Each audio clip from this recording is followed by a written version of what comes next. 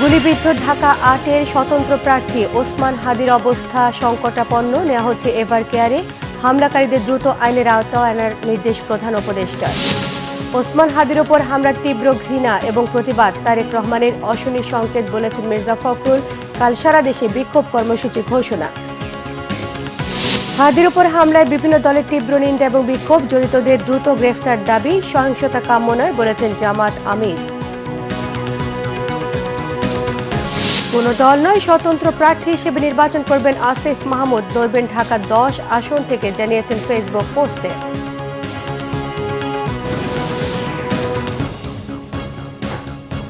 দেখছিলেন crown cement সংবাদ শিরোনাম।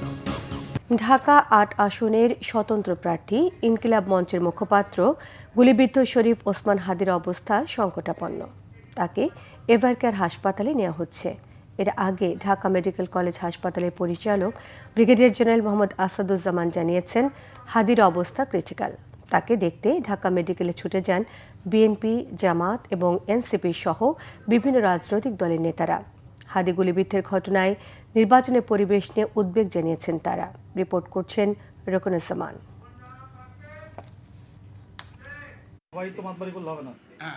রাজধানীর বিজয়নগরের বক্স কালভার্ট রোডে শুক্রবার বেলা ২:৩০টার দিকে ৩টি মোটরসাইকেলে করে এসে দুর্বৃত্তরা গুলি ছোড়ে ঢাকা ৮ আসনের স্বতন্ত্র প্রার্থী ইনকিলাব মঞ্চের মুখপাত্র শরীফ ওসমান হাদিকে লক্ষ্য করে।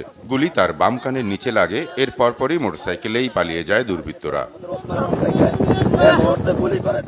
গুরুতর আহত অবস্থায় হাদিকে ঢাকা মেডিকেল কলেজ হাসপাতালে নেওয়া হয়। দ্রুত নেওয়া হয় হাসপাতালের অপারেশন থিয়েটারে। ঢাকা মেডিকেল কলেজ হাসপাতালের পরিচালক ব্রিগেডিয়ার জেনারেল মোহাম্মদ আসাদুজ্জামান জানান, গুলিবিদ্ধ হাদির অবস্থা ক্রিটিক্যাল এবং লাইফ সাপোর্টে আছেন। চিকিৎসকরা সর্বাত্মক চেষ্টা চালাচ্ছেন।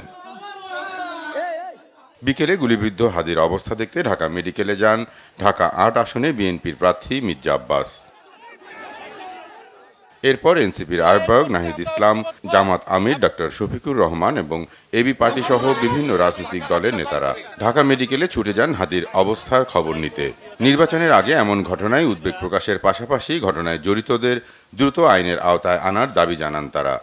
আমরা যখন ব্যথিত, আমরা মুষড়ে পড়েছি, তখনও সোশ্যাল মিডিয়াতে উস্কানিমূলক কথা কারা কারা বলছেন। আমরা খুবই দুঃখিত, খুবই ব্যথিত, খুবই উদ্বিগ্ন এবং ক্ষুব্ধ। নির্বাচন বানচাল করার, বাংলাদেশকে অস্থিতিশীল করার ষড়যন্ত্রে যারাই লিপ্ত থাকবে তাদের কঠোর আওতায় আমরা তার শরীফ ওসমান হাদির সুস্থতা কামনা করি, আল্লাহর কাছে দোয়া করি, প্রার্থনা করি এবং সরকারের কাছে আমরা জানিয়েছি তার সুস্থতার জন্য, চিকিৎসার জন্য সর্বোচ্চ ব্যবস্থা যাতে নেওয়া হয়। আহত ওসমান হাদি সর্বোচ্চ চিকিৎসা নিশ্চিতে সংশ্লিষ্টদের প্রয়োজনীয় সব ব্যবস্থা গ্রহণের নির্দেশ দিয়েছেন প্রধান উপদেষ্টা। চিকিৎসা কার্যক্রম নিবিড়ভাবে তদারকির জন্য স্বাস্থ্য মন্ত্রণালয়কে প্রয়োজনীয় দিক নির্দেশনাও দেন তিনি। রকনুজ্জামান, বাংলা ভিশন, ঢাকা। দর্শক, গুলিবিদ্ধ শরীফ ওসমান হাদির শারীরিক অবস্থার খোঁজ নিতে এই মুহূর্তে ঢাকা মেডিকেল কলেজ হাসপাতালে রয়েছেন আমাদের সহকর্মী ফজলে রাব্বি। সরাসরি কথা বলছি তার সঙ্গে। রাব্বি, শরীফ ওসমান হাদির অবস্থা সম্পর্কে আমাদের জানতে, যদি কিছু জেনে থাকেন আমাদের জানাবেন এই মুহূর্তে পরিস্থিতি।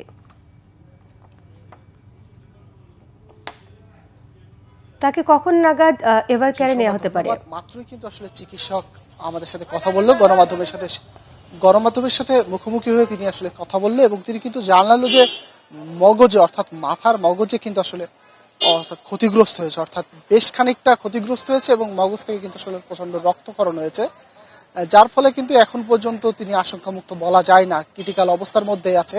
তবে তিনি বেঁচে আছে, সুস্থ আছে। তবে পরিবারের সম্মতিতে কিন্তু আসলে তাকে কিন্তু আসলে উন্নত চিকিৎসার জন্য তাকে ঢাকা মেডিকেল থেকে কিন্তু আসলে রাজধানীর এভার কেয়ার হাসপাতালে হস্তান্তর করা হবে। এখনই কিন্তু আসলে অ্যাম্বুলেন্স চলে আসছে, খুব দ্রুতই কিন্তু আসলে তাকে এখান থেকে আসলে এভার কেয়ারের উদ্দেশ্যে বের করা হবে। তো এই ছিল মোটামুটি চিকিৎসার সর্বশেষ অবস্থা। তবে তিনি ছিল মোটামুটি, তার শারীরিক অবস্থা কিন্তু, তিনি জীবিত আছে, তবে তার শারীরিক অবস্থা কিন্তু ক্রিটিক্যাল, অর্থাৎ এখন পর্যন্ত কিন্তু শঙ্কামুক্ত নয় এবং তার মগজে এবং ব্রেনে, অর্থাৎ গুলি ঠিক এই দিক থেকে ঢুকে এই পাশ থেকে বের হয়ে গেছে, অর্থাৎ বলা যায় তার মাথায় প্রচন্ড ক্ষতিগ্রস্ত হয়েছে। এখন পর্যন্ত ডাক্তার আসলে এখন পর্যন্ত বলতে পারছে না আসলে কি অপেক্ষা, এবং দেশবাসীর কাছে দোয়া চাচ্ছে, সারা দেশের মানুষ যেন তার জন্য দোয়া করে। চিকিৎসকরা কিন্তু আসলে একটু আগে আমাদেরকে ব্রিফ করে জানিয়েছে। আপনি জানেন যে আজকে সকাল থেকে কিন্তু আসলে ঢাকা ৮ আসনের স্বতন্ত্র প্রার্থী ওসমান হাদি তিনি কিন্তু আসলে প্রচারণায় ব্যস্ত ছিলেন এবং তারপরেই দুপুর 2টার পর কিন্তু আসলে তারে দুর্বৃত্তরা আসলে মোটরসাইকেলে করে এসে তাদের আসলে গুলি করে চলে যায় এবং তারপরে কিন্তু তাকে আসলে রক্তক্ষরণ হয় এবং ঢাকা মেডিকেল হাসপাতালে ভর্তি করে এবং প্রচুর মানুষ, বিভিন্ন রাজনৈতিক দল, সামাজিক বিভিন্ন সংগঠনের মানুষজন কিন্তু আসলে তারা তার জন্য দোয়া চাচ্ছে এবং এখানে এসে আসলে জড়ো হচ্ছে। এবং তো এই ছিল মোটামুটি আমার কাছে সর্বশেষ অবস্থা। সমা, রাব্বি, আপনাকে অসংখ্য ধন্যবাদ।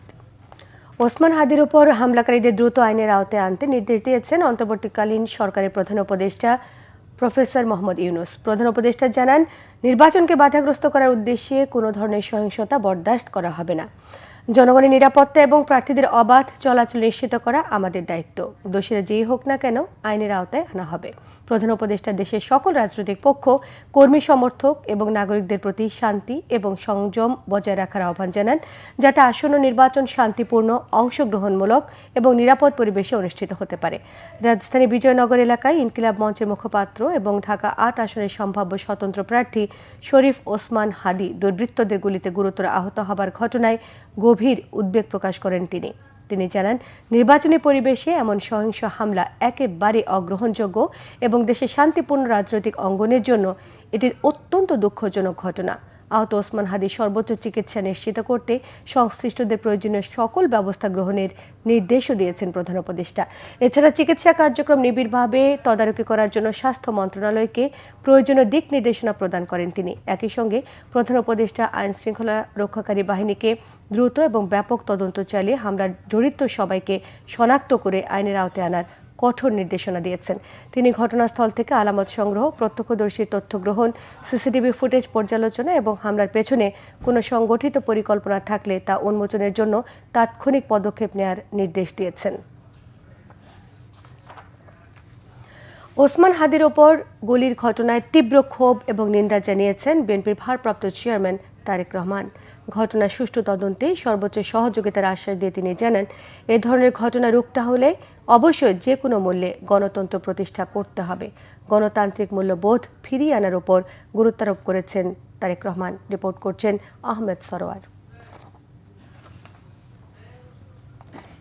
বাংলাদেশে এমন একটি মানুষকে খুঁজে পাওয়া যাবে। কৃষিবিদ ইনস্টিটিউশনে বিএনপির দেশ গড়ার পরিকল্পনা কর্মসূচির ৬ষ্ঠ দিনের সমাপনী অধিবেশনে শুক্রবার লন্ডন থেকে ভার্চুয়ালি যোগ দেন তারেক রহমান।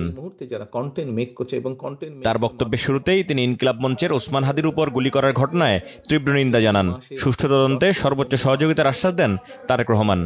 সারা বাংলাদেশে গণতন্ত্রের পক্ষে যত মানুষ আছে প্রত্যেকটি মানুষের উচিত হবে এই ঘটনার তীব্র প্রতিবাদ এবং ঘৃণা জানানোর।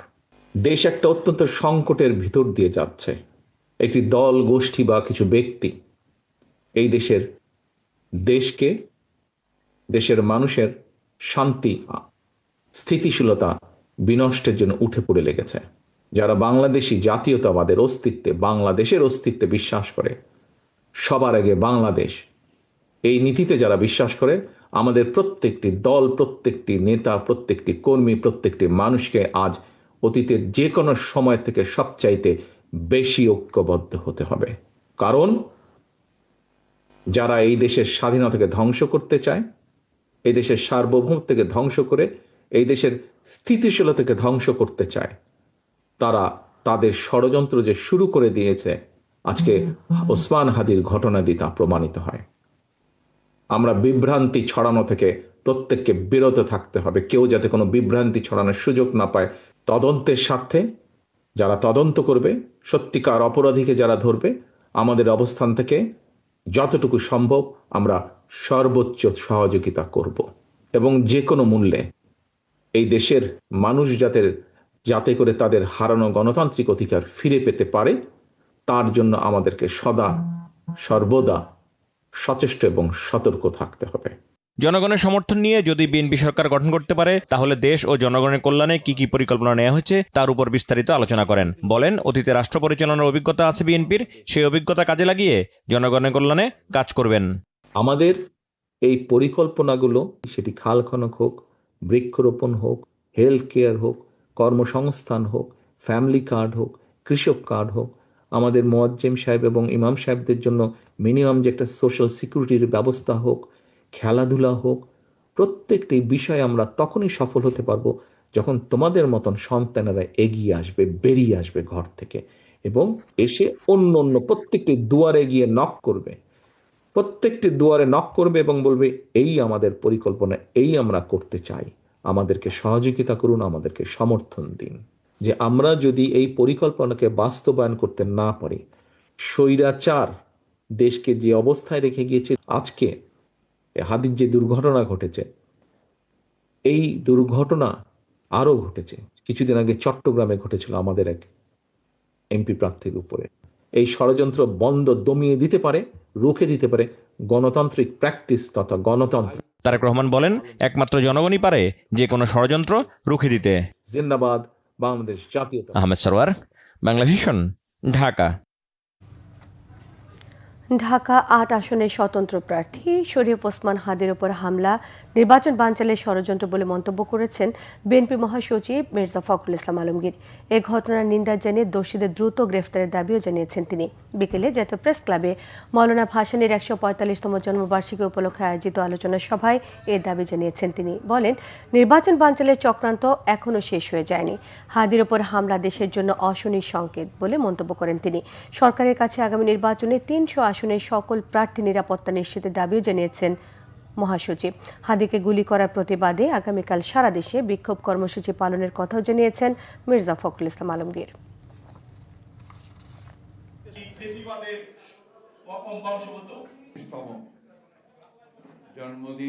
এই কালকে আপনার শিডিউল ঘোষণা হয়েছে, আর আজকেই একজন প্রার্থীকে গুলি করা হয়েছে ঢাকার ৮-এর মধ্যে, হাদি সাহেব।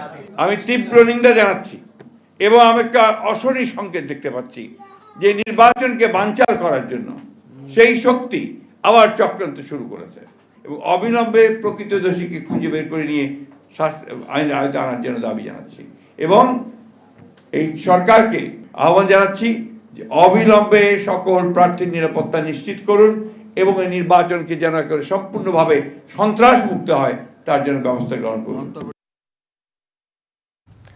ওসমান হাদির ওপর গুলিবর্ষণের ঘটনার প্রতিবাদে ঢাকা বিশ্ববিদ্যালয় এলাকায় বিক্ষোভ মিছিল করেছেন ডাকসুর নেতারা। সন্ধ্যায় ডাকসুর সামনে থেকে এই মিছিল বের করা হয়। মিছিলটি কলা ভবন হয়ে রাজু ভাস্কর্যের সামনে দিয়ে আবার ডাকসুর সামনে গিয়ে শেষ হয়েছে।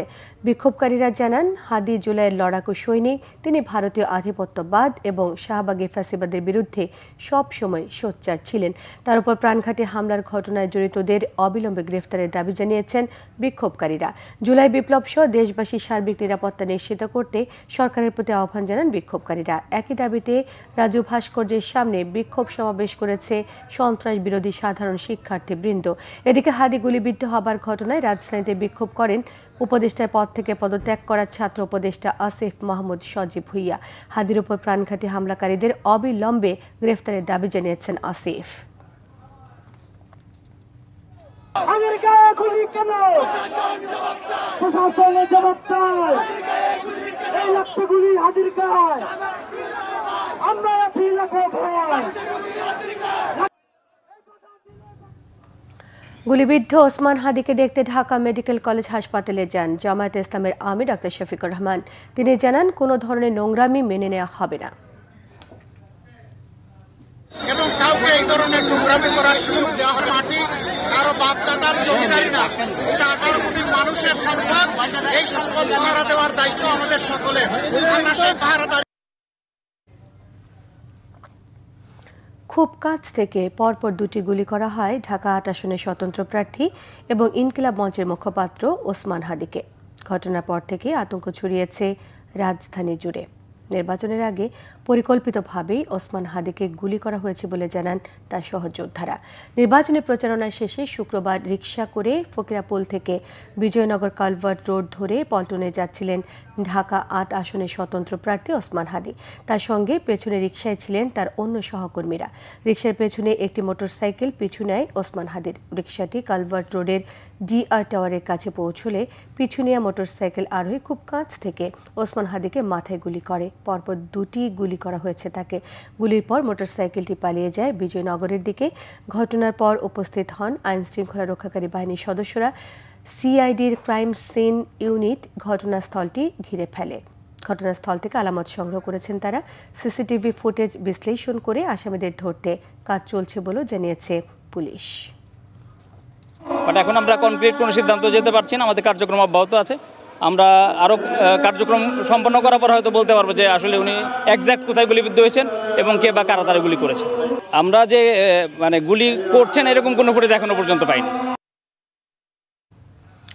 বিএনপি স্থায়ী কমিটির সদস্য সালাউদ্দিন আহমেদ বলেছেন, নির্বাচনী তাফসিলে অনেকে ভারাক্রান্ত হলেও স্বাগত জানাতে বাধ্য হয়েছে। গণ অভ্যুত্থানের প্রধান আকাঙ্ক্ষা ছিল ভোটাধিকার প্রতিষ্ঠা, তাই বিএনপি স্বাগত জানিয়েছে। শুক্রবার কৃষিবিদ ইনস্টিটিউশনে বিএনপির দেশ গড়ার পরিকল্পনা কর্মসূচির ৬ষ্ঠ দিনের উদ্বোধনী অধিবেশনে তিনি এসব কথা বলেন। তিনি আরও বলেন, ৭১-এর চেতনা নিয়ে যারা রাজনৈতিক ব্যবসা করতে চেয়েছে তারা চূড়ান্তভাবে ব্যর্থ হয়েছে। যারা ৭১-কে দলীয়করণ করতে চেয়েছিল তারা ইতিহাসের আস্থা করে নিক্ষিপ্ত হয়েছে। সালাউদ্দিন আহমেদ জানান, ২৪-এর গণ অভ্যুত্থান শুধু ৩৬ দিনের আন্দোলনের ফসল নয়, এটি সকল শ্রেণী পেশার মানুষের গণতান্ত্রিক আকাঙ্ক্ষা ছিল। তিনি জানান, শুধুমাত্র অপরিকল্পিত আবেগে ধর্মীয় মিক্সচারের বড়ি নিয়ে নির্বাচনে যেতে চায় না বিএনপি। সহজভাবে বিএনপির পরিকল্পনা জনগণের কাছে তুলে ধরার আহ্বান জানান সালাউদ্দিন আহমেদ। এই তফসিলে অনেককে ভারাক্রান্ত হয়েছে, কিন্তু স্বাগত জানাতে বাধ্য হয়েছে। আমরা স্বাগত জানিয়েছি, সন্তুষ্টি প্রকাশ করেছি। কেউ কেউ বলেছে নো পিআর, নো ইলেকশন। কেউ কেউ বলেছে আগে স্থানীয় সরকার ইলেকশন, না হলে নো ইলেকশন। আর কেউ কেউ বলেছে একই দিনে গণভোট আর হলে আমরা মানি না। কেউ কেউ বলেছে 2029 সালের দিকে নির্বাচনের জন্য অপেক্ষা করেন। বলেছে কিনা? এরা সবাই গণতন্ত্রের বিপক্ষের শিবির। তাদের গণতন্ত্রের সংজ্ঞা আলাদা। আমাদের গণতন্ত্রের সংজ্ঞা, বিএনপির গণতন্ত্রের সংজ্ঞা হচ্ছে গণমানুষের গণতান্ত্রিক সংজ্ঞা। ঢাকা ৮ আসনের স্বতন্ত্র প্রার্থী ওসমান হাদিকে গুলির ঘটনায় বিএনপি স্থায়ী কমিটির সদস্য আমির খসরু মাহমুদ চৌধুরী বলেছেন, নির্বাচন বন্ধ করতে আগে থেকেই ষড়যন্ত্র অব্যাহত রয়েছে। বিকেলে চট্টগ্রামের মেহেদীবাগে এক কর্মী সভায় তিনি এসব কথা বলেন। খসরু আরও বলেন, বিএনপির ভারপ্রাপ্ত চেয়ারম্যান তারেক রহমান দ্রুত দেশে ফিরে নিজেই মনোনয়নপত্র জমা দেবেন। গণতন্ত্রের পথ থেকে বিএনপিকে কেউ সরাতে পারেনি। আগামীর রাজনীতি হবে দেশের মানুষের প্রত্যাশা পূরণের। ওসমান হাদিকে গুলির ঘটনায় ষড়যন্ত্রের কথা উল্লেখ করে তিনি আরও বলেন, 12 ফেব্রুয়ারিতে নির্বাচন অনুষ্ঠিত হবে, কেউ নির্বাচন ঠেকাতে পারবে না।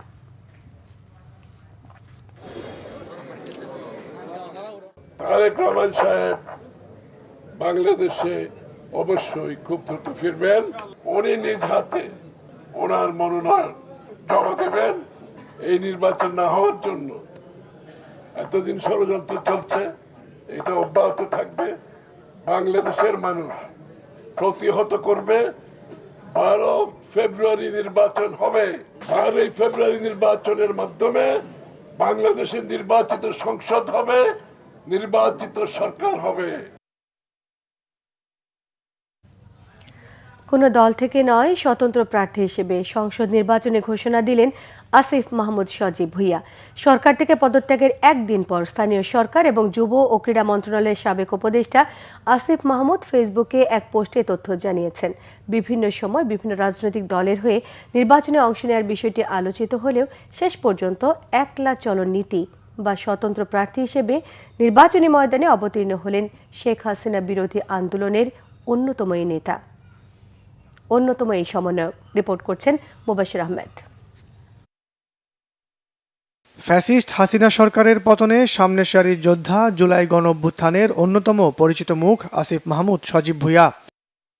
2024 সালের 8 আগস্ট তিনি শপথ নেন উপদেষ্টা হিসেবে। পালন করেছেন স্থানীয় সরকার, যুব ও ক্রীড়া মন্ত্রণালয়ের দায়িত্ব। সরকারের দায়িত্ব পালনকালেই তার রাজনৈতিক ভবিষ্যৎ নিয়ে আলোচনা চলে। বারবার উঠে আসে তার নির্বাচনের সম্ভাবনার কথাও। বুধবার তিনি পদত্যাগপত্র দেন প্রধান উপদেষ্টা ডক্টর মোহাম্মদ ইউনূসের হাতে। উপদেষ্টার পদ থেকে পদত্যাগের পর তিনি কোন দলের রাজনীতির সাথে যুক্ত হবেন তা নিয়ে প্রশ্ন জোরালো হয়। রাজনৈতিক মহলে গুঞ্জন ছিল বিএনপির সাথে সমঝোতা বা জোটবদ্ধ হয়ে নির্বাচনে অংশ নেবেন আসিফ মাহমুদ সজীব ভুইয়া। তবে সেই গুঞ্জনে ভাটা পড়েছে। বিএনপি এরই মধ্যে ঢাকা 10 আসনে প্রার্থী ঘোষণা করেছেন। আলোচনায় ছিল এনসিপি বা গণ অধিকার পরিষদের হয়েও নির্বাচনে অংশ নিতে পারেন আসিফ মাহমুদ। তবে আসিফ মাহমুদ সজীব ভুঁইয়া ধানমন্ডি, নিউ মার্কেট, কলাবাগান ও হাজারীবাগ নিয়ে গঠিত ঢাকা 10 আসন থেকে নির্বাচন করবেন বলে ফেসবুক পোস্টে ঘোষণা দিয়েছেন। আসন্ন ত্রয়োদশ জাতীয় সংসদ নির্বাচনে আমি ধানমন্ডি, কলাবাগান, হাজারীবাগ, নিউ মার্কেট এবং কামরাঙ্গীরচরের একাংশ নিয়ে গঠিত ঢাকা 10 সংসদীয় আসনে স্বতন্ত্র প্রার্থী হিসেবে দাঁড়াচ্ছি। আসিফ মাহমুদ সজীব ভুঁইয়া নির্বাচনের বিষয়টি স্পষ্ট করলেও এখন পর্যন্ত এ বিষয়ে কোনো বক্তব্য আসেনি আরেক পদত্যাগী উপদেষ্টা মাহফুজ আলমের পক্ষ থেকে। মুবাশশির আহমেদ, বাংলা ভিশন, ঢাকা। নির্বাচনের দিন এবং আগে পরের পরিস্থিতি পর্যবেক্ষণে 7 সদস্যের পর্যবেক্ষক দল পাঠাবে জার্মানি, জানিয়েছেন দেশটি ঢাকায় নিযুক্ত রাষ্ট্রদূত রুডিগার লর্ডস। অবাধ এবং সুষ্ঠু নির্বাচনের জন্য আইনশৃঙ্খলা পরিস্থিতি স্বাভাবিক রাখা, লেভেল প্লেইং ফিল্ড তৈরির উপর জোর দেওয়ার পরামর্শ দিয়েছেন তিনি।